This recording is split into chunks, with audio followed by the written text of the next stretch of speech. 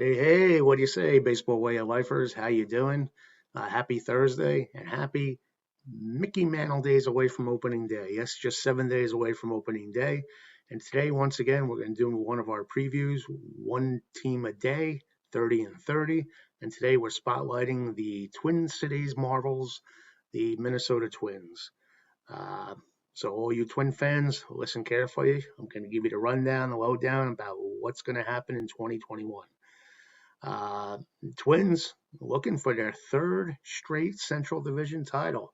Yes, they have been a force to be reckoned with the last few years. They won three straight in the 2000s sometime. I can't remember the years, but this will be the second time they're shooting for their third straight Central Division title. And that says a lot. I mean, the Twins are a very, very, very talented team, and I love them. I mean, there aren't too many weak spots at all in the twin lineup, and I think they're going to make noise. There's a little stigma attached. They got swept by the Astros last year, which was bad enough, but they also set the record for most consecutive playoff losses by a pro franchise, not only in baseball, but in pro franchise, with 18 straight losses now and counting. So hopefully for you Twin fans, that'll be snapped this year sometime. Uh, I think the Chicago Blackhawks in the National Hockey League had the record until the Twins came along and claimed fame for that title. Uh, but I think the Twins are going to make the playoffs this year. It's going to be one hell of a division. Let's put it that way. The White Sox and Twins, I think it's going to be mano mano this year. The White Sox have so much young talent, and they're ready to break through. But the Twins, I mean, like I said, every player on that Twin team just to me is a baseball player. I mean, they know how to do it in Minnesota. They've been cultivating the right atmosphere and getting that organization on the right track now for quite some time. And when you have a lineup led by Josh Donaldson, Nelson Cruz is DH. I'm glad they signed Nelson. Don't underestimate Nelson Cruz, no matter how old he is, because in the last 5 years he's hit more home runs than anybody in baseball, and they needed that bat. So big to have him back. Miguel Sano, hopefully he's healthy this year. And if he is, he's just as powerful as Donaldson and Cruz. And Byron Buxton, this could be his breakout year. Now, he's a great center fielder defensively, but I don't think people realize how good he can be offensively. So you get those four going and clicking on all cylinders, and they're going to do all right. I'm telling you, they will be okay. And the pickup I liked in the offseason for them is Andrelton Simmons. Uh, Everyone predicted him to be all world, and I think the you shoot too high sometimes with some of these projections, but he is one of the best shortstops in the game today. What range for Simmons, and he's going to be a big help to the pitching staff, and he could pop a little bit with his bat too, so that'll be fun seeing him every day in a Twin uniform. And then the pitching staff is led by Kenta Maeda and Jose Barrios. Again, these aren't names that people normally talk about when they talk about aces as staff, but they can hold their own, especially Maeda. And I love Barrios. What a live arm. Shows you how big Kenta Maeda is. Like the Dodgers just discarded him and didn't even think twice. But both of those guys are good. And the bullpen is led by Taylor Rogers and Alex Colomé. Both of those could be considered closers, and that's a good thing. You always want to have two guys that be considered closers in the bullpen. And I like them both. So it's going to be fun. And I'll get into further projections and the lineup rundown in a second. I'm just going to give you a little background information on the Twins and their storied past. The franchise was founded in Washington, D.C. in 1901, and they were known as the Washington Senators. Now, everyone thinks that the Rangers were the Washington Senators. Yes, they were, but that was the second revival of the Washington Senators. The original Washington Senators became the Minnesota Twins, and then another franchise was granted to Washington, the Senators, which then moved to Texas. So it can be a little bit confusing, but yes, for those who are historians, the Twins at one time were known as the Washington Senators, and they relocated to Minnesota at the start of the 1961 season. And that was the year of expansion in the American League, so it was a big move, a little shakeup in the American League. And they didn't want to offend either St. Paul or Minneapolis, so they were kind of known as the Twin Cities Twins. Slang. They didn't want to, even the TC, if you remember in the past, the TC on the hat stood for Twin Cities because if they just put an M on the hat, they didn't want to think it was just Minneapolis being represented. But I think over the years, people realized it was the Twin Cities because it was ingrained in baseball fans' heads, and now they have the M on the cap. And they played in Metropolitan Stadium, 61-81. That wasn't much of a baseball stadium. And if you remember watching the Vikings in football, that place was cold in the wintertime, open air, and not really a baseball stadium, but hey, any place you play Major League Baseball is a good stadium to me. But then they moved to Hubert H. Humphrey Dome, a Metrodome, which some of us call the Twinkie Dome, and with the saran wrap walls out in the outfield. And no one really thought too much of it. So they realized when the Twins had good teams, what a home field advantage that was. That was probably the loudest baseball stadium ever, especially during the playoffs. You couldn't even hear yourself think, and that did give the Twins quite an advantage. And then they played. Then they moved to Target Field, and that's where they've been ever since. And that was in April 12, 2010. So they've already played 10 years now at Target Field, which is all. Yeah, these years just fly by. It seems like just yesterday they moved to Target Field. Where does the time fly? I still remember all those games in the Metrodome and what happened to them. Yeah, time does fly. It waits for no one, and it won't wait for me. I think Mick Jagger and Keith Richards sang that. I'm going to steal that one from them. They won the franchise in World Series in 1924 as the Washington Senators, and in 87 and 91 they won the World Series as the Twins. The thing about the Minnesota Twins, they've always bred hitters, and Rod Carew is at the top of that list. And they finished with 19 American League batting championships, which is pretty amazing when you think about it. Like I said, they've had some really good hitters in their history.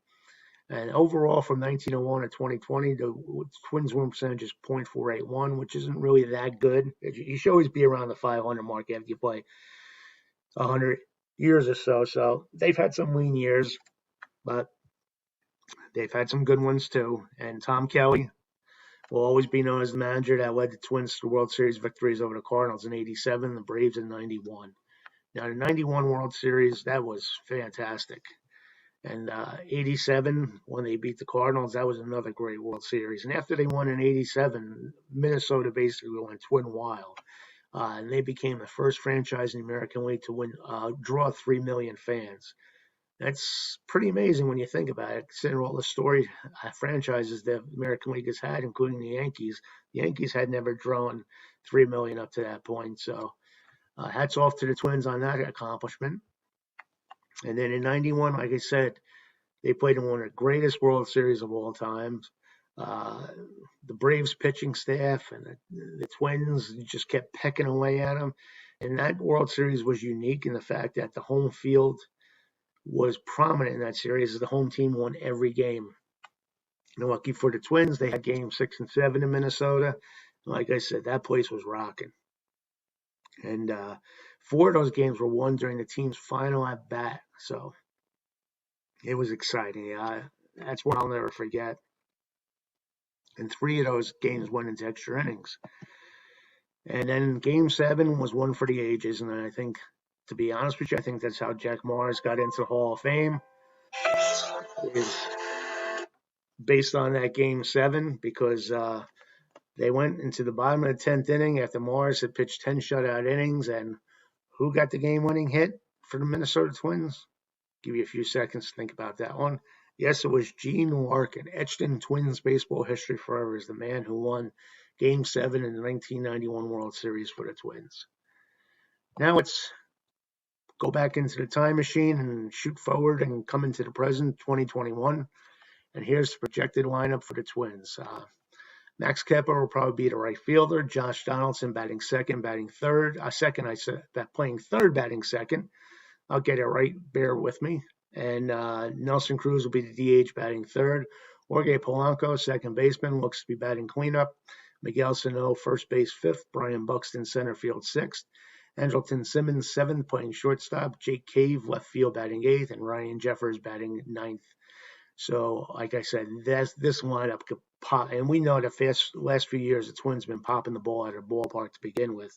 But when you got Donaldson, Cruz, Sano, Buxton, these guys, all of them could hit 30 home runs easily, and the rest of that lineup could hit anywhere from 10 to 25 each. So it's going to be fun watching the Twins again. They're going to put on some offense for us again, and that'll be good. The guy I like coming off the bench for them is Mitch Garver. He'll play a little catching and first base, and I just like him. I think he's a good addition off the bench. And the rotation, as I mentioned, Kenta Maeda and Berrios look to be the 1-2 pop, and they're pretty formidable. I wouldn't say either one of them is like a top 10 MLB ace, but they are good pitchers. They could be 1As or 2s on any ball club, and with the Twins, they'll do very, very well. And then the other guys, Pineda, J.A. Happ, they got. J.A. Happ looking to resurrect himself again, and Matt Shoemaker. All those guys aren't really aces, but they could be good 3 men if they all live up to their potential. So 3 through 5, they got some guys who are quality pitchers, and they just need to hold their end. And the projected bullpen, like I said, Alex Colomé, right-hander, and Taylor Rogers lefty, a great 1-2 punch, and either one could be considered the closer, and I guess it depends on the situation. Tyler Duffy, Cody Stashik, and Khalib Thielbar fill out the rest, basically the setup men, like up to the 8th inning or so. And Hansel Robles, a former Met, and Jorge Alcala, righty. Hopefully he'll make the club too. And that is your Twins bullpen. Not bad at all good arms. Like I said, the 1-2 punch of Rogers and Colomé are very, very good. And like I said, the rotation may not have any all-star pitchers, but they got quality pitchers. And the only time that may be a concern, I think, is come playoff time, because that's when you want to have a real stud pitcher out there. And I don't want to be the bearer of bad news. That's kind of been a problem with the Twins when they've gotten to the playoffs, is they don't have a stud pitcher, although that bat's kind of disappeared last year. But we shall see. But the Twins' future is so bright, I think you do have to wear shades if you're talking about the Twins' future, because they are stacked. They got like 5 top 100 prospects, and very prominent prospects too. Royce Rose at shortstop. We've always heard a lot about him, and he'll be there sooner than later. Alex Kirilloff, another one, right? They don't know where they're going to put him, right field, first base, left field, but he's even higher rated than Royce Lewis at this point, as is Trevor Warnock, a right fielder, left fielder. So they're stacked with good everyday players now. It's just a question of where they're going to be playing and when they're going to be playing. And a couple other, they always need pitching. And Dakota Chalmers, they're not sure whether he's going to be a starter or a bullpen pitcher. Time will tell. And Jordan Balzovic is the slated as a right-handed starting pitcher down the line, maybe this year, maybe next year. So the future looks good for the Twins, and the future looks good this year. So Twin fans have a lot to be excited about. I personally think the White Sox are going to break on through to the other side, to quote Jim Morrison, and they'll probably win the division. I just think there's too much talent on the White Sox team. That doesn't mean the Twins aren't talented. They are. And I do have them in the playoff mix, probably as a wild card, which means all goes well, they can win the division. But the Twins just keep putting hats off. They're a mid-market team, and they keep doing it. So hats off to Twins management on doing the job. So Twin fans, I do think your team is going to make the playoffs, and I would, I don't want to see any team suffer or any team's fans suffer. I do want to see a couple playoff wins this year for the Twins. So I think that'll happen. So that's my kind of projection for the Twins in 2021. If you like this, please hit like. If you dislike it, hit dislike. Leave a comment. Feel free. I've been getting good feedback on these, and I really do appreciate it. Like I said, these have been going up on the Baseball Facebook page once a day. And if you just want to subscribe to this YouTube channel, just hit subscribe below, and you'll get all the updates. I usually do more than one a day. And like I said, I only put one up on the Facebook group. So if you want to see the rest of them, please subscribe, and you'll know when they're up there. So thanks again. Thanks for all your support in the Facebook group and here on these videos. And I just want to thank you all. So have a great day. Play ball. And for now, adios.